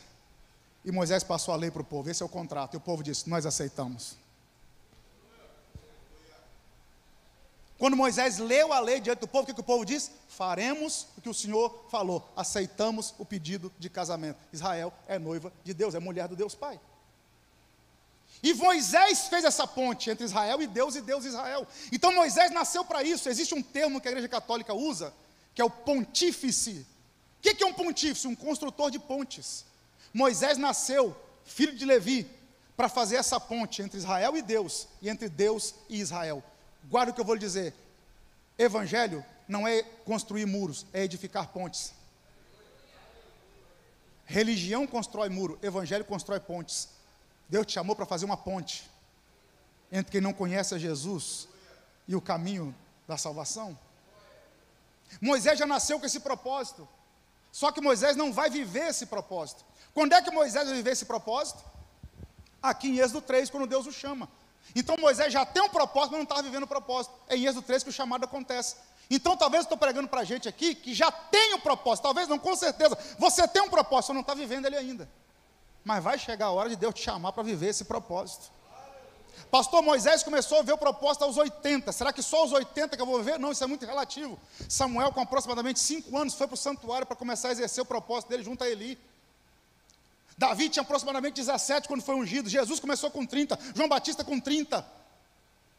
Então isso é muito relativo. Para alguns é um pouco mais adiante, para outros é mais precoce. Mas o fato é que todo mundo tem um propósito, que Deus faz um chamado. E eu quero declarar, liberar uma palavra de cunho profético aqui. Está chegando a hora de você viver o seu propósito em Deus. Então Moisés já tem um propósito. Só que Moisés vai passar 40 anos no palácio de Faraó.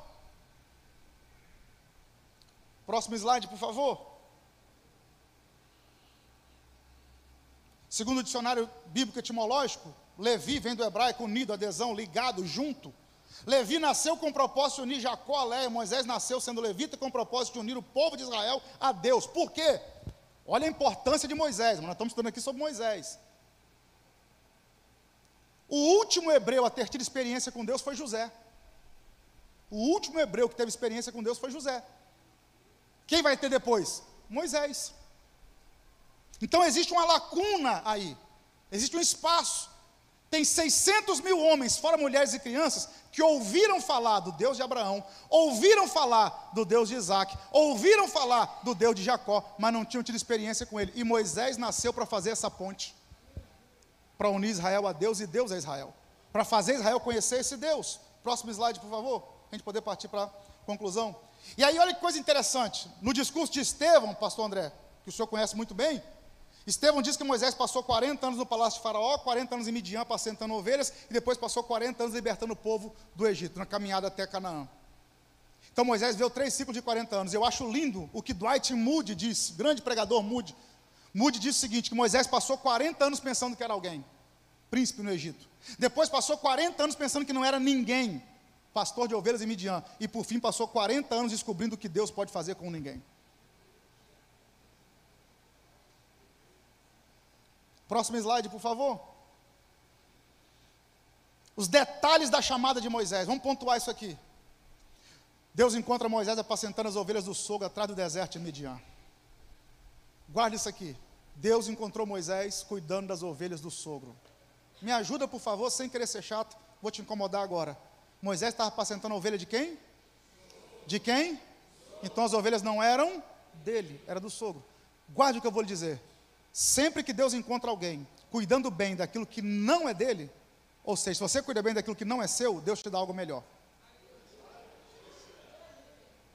Sempre que você cuida bem daquilo que não é seu, Deus te dá algo melhor. Moisés, cuidando de ovelha do sogro. Davi, cuidando de ovelha do pai. Jesus disse, as ovelhas que o Senhor me deu, nenhuma perdi. Moisés cuidou de ovelha que era do sogro. Deus deu uma nação de 3 milhões de pessoas para ele liderar. Davi, cuidando da ovelha do pai, Deus deu uma nação, um trono para ele governar. Jesus cuidou das ovelhas, Deus deu um nome acima de todo nome. Porque sempre que você cuida bem daquilo que não é seu, Deus te dá algo melhor. Aqui fica uma dica, se o que você tem não é seu, cuide como se fosse, e Deus vai te dar algo muito melhor. O nome disso é mordomia cristã. Você quer ver um exemplo? O cara trabalha com um carro, e o carro não é dele, o carro é da empresa. Ele vê um buraco, passa disparado dentro do buraco e fala, o carro não é meu, o patrão tem muito. Deus olha do céu e fala, não está cuidando bem do que não é seu, nunca vai ter o melhor. Você mora numa casa que não é sua, é de aluguel. Aí você coloca o pior material de construção. E diz assim, quando a casa for minha, eu coloco do melhor. Deus diz, não cuida bem do que não é seu, nunca vou te dar um melhor. Agora, quando você cuida bem daquilo que não é seu, Deus olha e diz, ali tem alguém que eu posso confiar coisa grande. Ali tem alguém que eu posso confiar coisa grande. Ei, músico, o instrumento é da igreja, cuide como se fosse seu, Deus vai te dar um melhor. Está tomando conta de algo que não é seu? Aquela empresa, cuide como se fosse sua, Deus vai te dar uma melhor. Quando você cuida bem daquilo que não é seu, é por isso que bons pastores, vamos lá, é por isso que bons pastores prosperam. Por que Deus pega um pastor e abençoa a vida dele? Porque ele está cuidando com a vida dele daquilo que não é dele, é de Deus. Então, quando você cuida bem daquilo que não é seu, Deus te dá coisas grandes, Deus te dá coisas melhores. Deus encontrou Moisés atrás do deserto, cuidando de ovelha que não era dele. E tem gente aqui militando, lutando por coisa que não é dele, mas está cuidando como se fosse. Deus está dizendo, vou te entregar coisas maiores, vou te entregar coisas melhores. Cuida bem do que está na sua mão. Cuida como se fosse seu.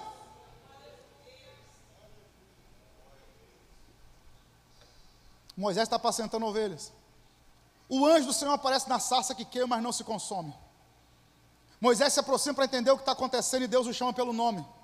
Deus ordena que ele tire o sapato dos seus pés, porque a terra é santa. Eu vou pontuar isso aqui. Deus se revela como Deus de Abraão, Isaque e Jacó. Deus revela a Moisés que tem visto, ouvido e conhecido a aflição do povo. Deus relembra a promessa feita a Abraão. Deus ordena que Moisés vai libertar Israel. Moisés fala para Deus da sua incapacidade. Deus dá uma resposta extraordinária garantindo a sua presença. Moisés pergunta o nome de Deus. Deus revela seu nome a Moisés. Depois você pega esse slide aqui, prepara uma mensagem e prega. Está tudo aqui, todos os tópicos para você. Vamos entender isso aqui para a gente poder encerrar. O chamado de Moisés. O chamado de Moisés era unir Deus a Israel, Israel a Deus. Até que um dia Moisés vai passear entre os escravos. E ele vê que um egípcio está afligindo um hebreu. Aí o que Moisés faz? Ele mata o egípcio e enterra na areia. Por que Moisés fez isso? Aguça o ouvido. O propósito de Moisés gritou dentro dele. Moisés fez exatamente o que Deus chamou ele para fazer, só que na hora errada e do jeito errado. Por quê? Porque Moisés viu o hebreu sofrendo e falou, vou libertar esse hebreu. E o chamado de Moisés era libertar o hebreu para se encontrar com Deus. Agora, Deus não chamou Moisés, o propósito de Deus para Moisés não era libertar um hebreu da mão de um egípcio. Era para libertar todos os hebreus da mão de todos os egípcios. Então, por causa de um, Moisés protelou, Moisés passou 40 anos em Midian, porque pensou que era a hora de libertar o povo. Por causa de um hebreu, Moisés passou 40 anos no deserto. Porque muitas vezes nós trocamos o muito pelo pouco. Que a gente pensa que é a hora, mas ainda não é. Parece que é o momento, mas ainda não é. Era para libertar hebreu, mas não era para libertar um só. Era para libertar todos. Segundo erro de Moisés, matar o egípcio. Não era Moisés que ia matar, era Deus. Terceiro erro de Moisés, enterrar na areia. Deus iria enterrar no Mar Vermelho. Então Moisés está fazendo o que Deus chamou ele para fazer, mas do jeito errado e na hora errada. E fruto bom, irmão, a gente não come verde. Fruto bom a gente come maduro. Que lição que a gente aprende com Moisés aqui? É preciso esperar o tempo de Deus. É simples, mas o simples tem que ser repetido. E muitas vezes a gente pensa que é a hora, parece que é a hora, tudo indica que é a hora, mas Deus está dizendo, ainda não é, calma aí que tem muita coisa para acontecer. E às vezes por causa de um hebreu, você acaba atrasando muito aquilo que Deus tem para a sua vida. Moisés teve que fugir para Midian. Midian significa aflição, Midian com A e tio, não com A e N. Midian significa aflição. Moisés passou 40 anos na terra da aflição por causa de um hebreu que ele libertou da mão de um egípcio. E quantas aflições eu e você entramos nela por não saber esperar o tempo de Deus. Porque nós somos assim, irmão. Se tem alguma coisa dando errado, ou é Deus me provando, ou é o diabo me tentando. Mas tem coisa que nem é Deus provando, nem o diabo tentando, sou eu me precipitando. Porque a gente gosta de debitar na conta de Deus uma fatura que é nossa. É um escapismo. Tudo é Deus, é Deus, é Deus. Tem coisa que sou eu, eu decidi errado, eu falei quando não deveria, eu fiz o que não era para fazer, e aí a aflição vem. Primeiro erro de Moisés foi matar o egípcio. Segundo erro de Moisés foi enterrar o egípcio na areia. Eu vou repetir uma experiência que eu tive e entendi isso aqui. Levei meus filhos a Natal. Lá tem um passeio de buggy nas dunas. E é muito interessante. E o motorista desce as dunas de 30 metros, 40 metros de altura, 50, 60 por hora. Quando você vai fazer o passeio, ele pergunta assim, vem cá, é com emoção ou sem emoção? Aí você fala, é com emoção. Aí, irmão, prepara que o pau vai cantar. Meus filhos eram bem pequenos. E como eu estou preparando meus filhos para a vida e não para mim, a vida é cheia de emoção, falei, taca emoção nesse negócio, aí eu quero ver esses meninos gritar. E ele descia as dunas acelerando e eu me divertindo com as crianças gritando. E eu sou mineiro, curioso demais, quando eu vi o irmão Jânio, o nome do motorista era Jânio, dirigindo o buggy, falei, irmão Jânio, deixa eu dirigir esse negócio. Ele falou, pastor, não pode, tem fiscalização. Eu fiz igual Moisés, olhei para um lado para o outro, falei, tem ninguém vendo.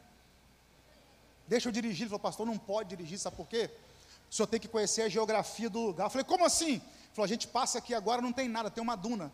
A gente passa daqui 2 horas, já tem uma pedra, tem uma árvore. Eu falei, por quê? Ele falou, porque o vento muda a areia de lugar, por isso que as dunas se movem. Então Moisés enterrou o egípcio na areia, mas esqueceu que o tempo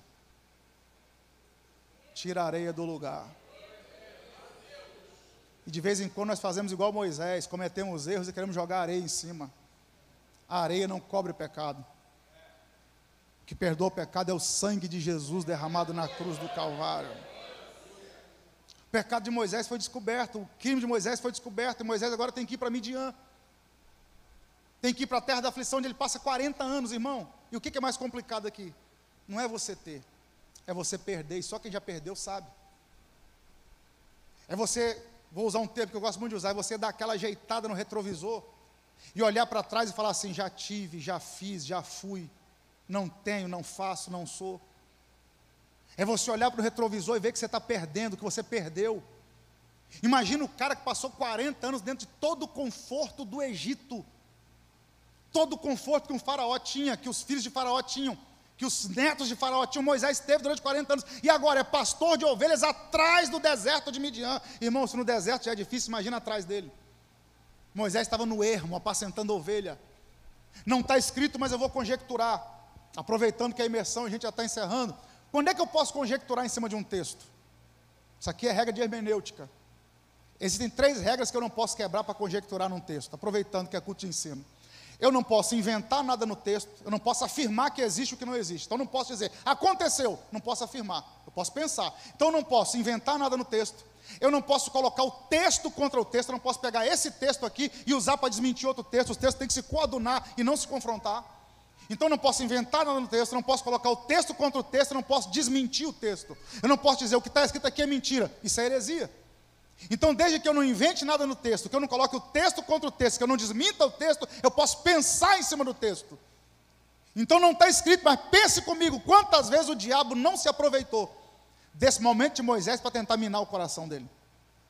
O cara que teve tudo agora não tem nada. Imagina o diabo sussurrando no ouvido dele, está vendo aí, se não tivesse ajudado o egípcio, o hebreu? Está vendo aí, se não tivesse matado o egípcio, não estava agora nessa aflição? E quantas vezes eu e você, nos momentos de aflição, o diabo não vem minar a nossa fé e dizer, está vendo aí?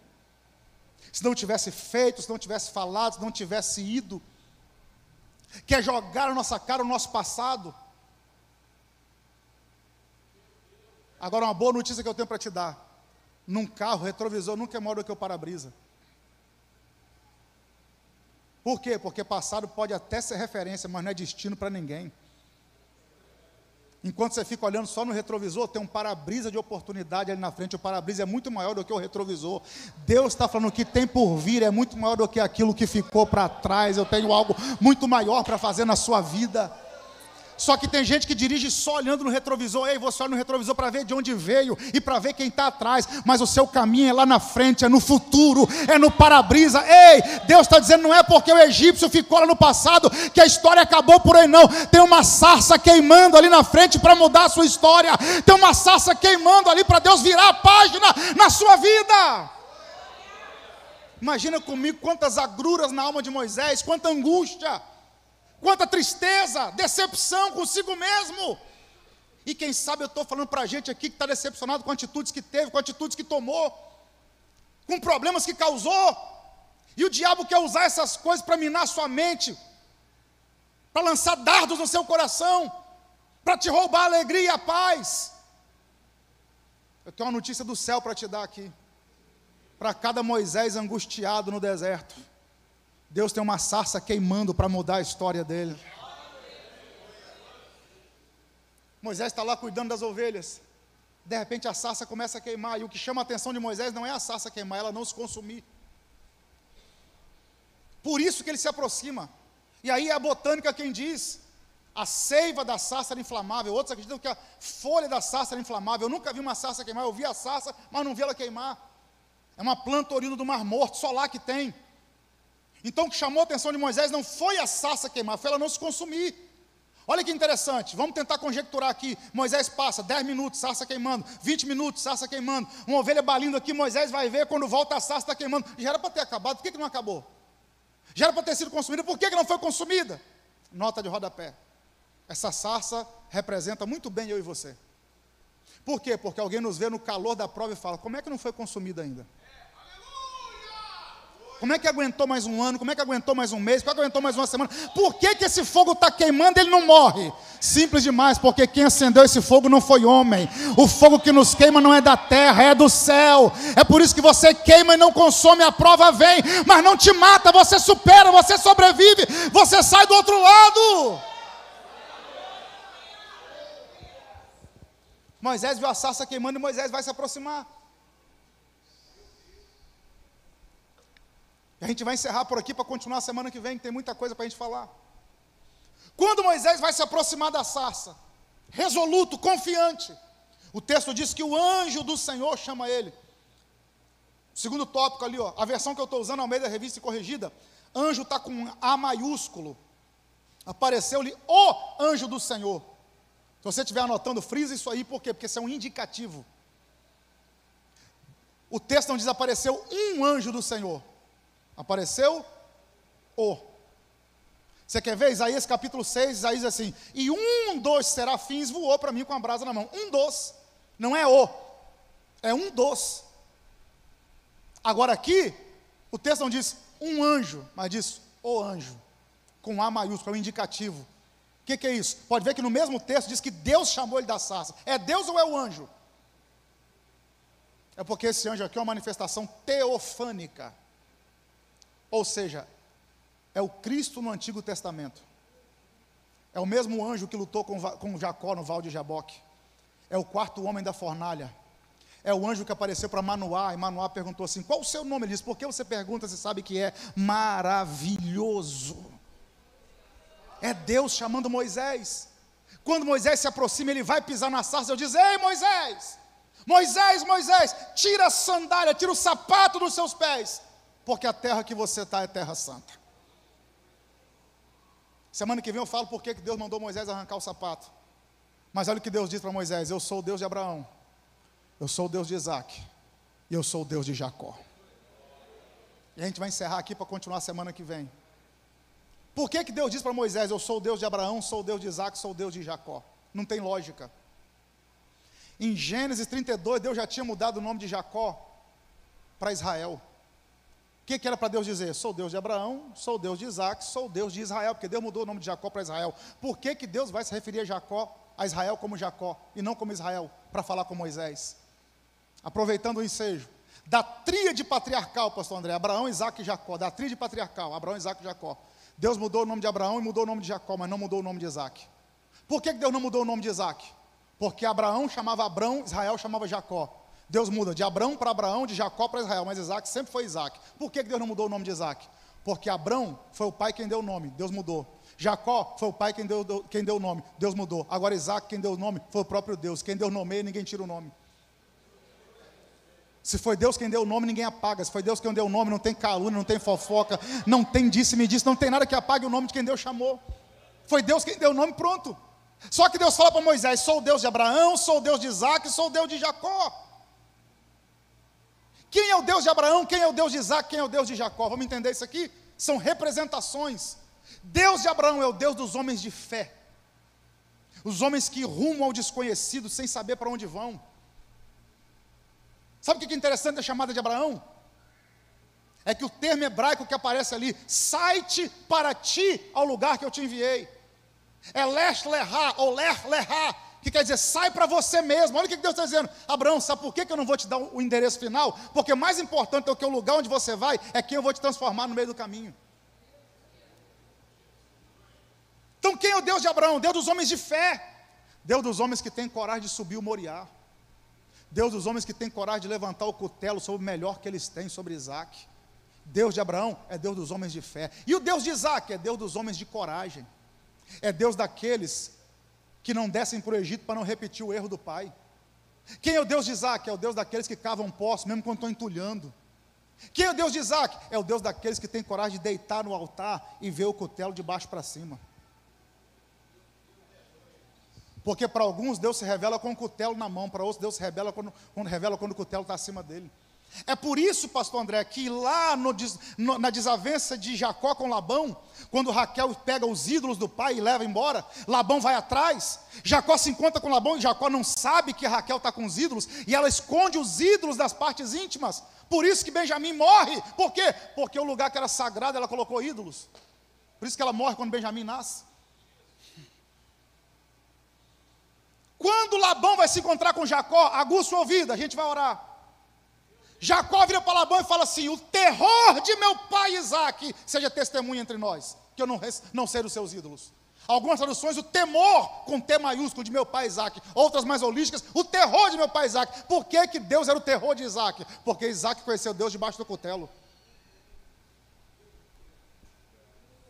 Porque para alguns Deus se revela assim. É quando o cutelo se levanta.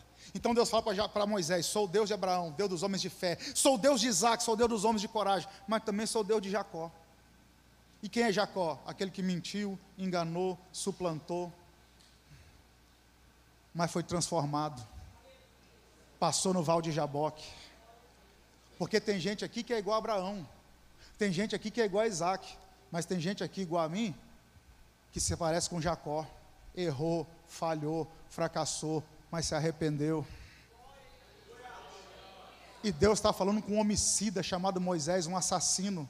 Por isso que ele diz: sou Deus de Abraão, sou Deus de Isaque, mas também sou Deus de Jacó. Fica tranquilo, Moisés, eu não sou Deus só de homens perfeitos, sou Deus de gente que falha também, mas que eu mudo a história daqueles que falharam. Sou Deus de Abraão, sou Deus de Isaque, mas também sou Deus de Jacó. Você errou, Moisés, mas eu posso mudar a sua história. Você errou, Moisés, mas eu tenho uma chamada para você. Você errou, Moisés, mas tem um propósito na sua vida. Você errou, Moisés, mas eu mudei Jacó para Israel, e vou mudar a sua história também, Moisés. Sou Deus de Abraão, sou o Deus de Isaque, sou o Deus de Jacó.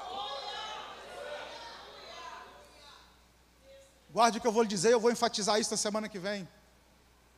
Deus não te chamou, ou Deus não me chamou por aquilo que eu sou, por quem você é. Deus nos chamou apesar de quem nós somos. Apesar das nossas debilidades, apesar dos nossos defeitos, apesar de tudo isso, Ele nos chamou. Que talvez tenha gente aqui que está igual a Moisés, tem um propósito, recebeu um chamado, mas ainda está se cobrando por erros do passado, mas ainda traz consigo cicatrizes, ou na verdade feridas que não cicatrizaram. E quem sabe nesse primeiro dia Deus te trouxe aqui para dizer: sou Deus de Abraão, sou Deus de Isaque, mas também sou Deus de Jacó. Sou Deus que cicatriza feridas, sou Deus que pega o pobre e faça ele assentar entre príncipes. Sou Deus que muda histórias. Sou Deus que transforma os sentimentos. Sou Deus que restaura pessoas. Ei, o homicida Moisés tornou-se o homem mais manso da terra. Eu quero declarar: isso aí não vai definir a sua história. Deus tem muito mais para fazer, e o que está por vir é maior do que aquilo que ficou para trás. Os últimos 40 anos de Moisés nem se compararam aos 80 que ele viveu. Você crê em palavra profética? Eu preciso que 5 pessoas acreditem. Quem crê? Então vou liberar a palavra. O que está por vir é maior do que aquilo que ficou para trás. O que você vai viver nesses meses para frente é maior do que aconteceu nesse início de ano para trás. Deus tem coisas maiores para fazer. Ele é o Deus de Abraão, Ele é o Deus de Isaque, Ele é o Deus de Jacó. Só quem crê que o Deus de Jacó é o nosso refúgio, a nossa fortaleza, tire alguns segundos para adorá-lo aí. Por quê? Porque o diabo queria minar sua fé, o diabo queria te ver retroceder, o diabo queria te ver morrer no deserto, mas a sarça está queimando e Deus está falando: vem, Moisés, que tem um novo tempo. Vem, Moisés, que tem um propósito. Vem, Moisés, que tem um mar para ser aberto. Vem, Moisés, que tem água para sair da rocha. Vem, Moisés, que tem maná para descer do céu. Vem, Moisés, que tem codornize para matar sua fome. Vem, Moisés, que a água salgada vai virar água potável. Vem, Moisés, que eu tenho coisa grande para te revelar no Sinai. E só quem está disposto a continuar esse propósito. Tira 30 segundos para adorar a Deus aí. Tira 30 segundos para adorar. Esse episódio que você viveu não vai definir a sua história. Tem muito mais de Deus para você viver.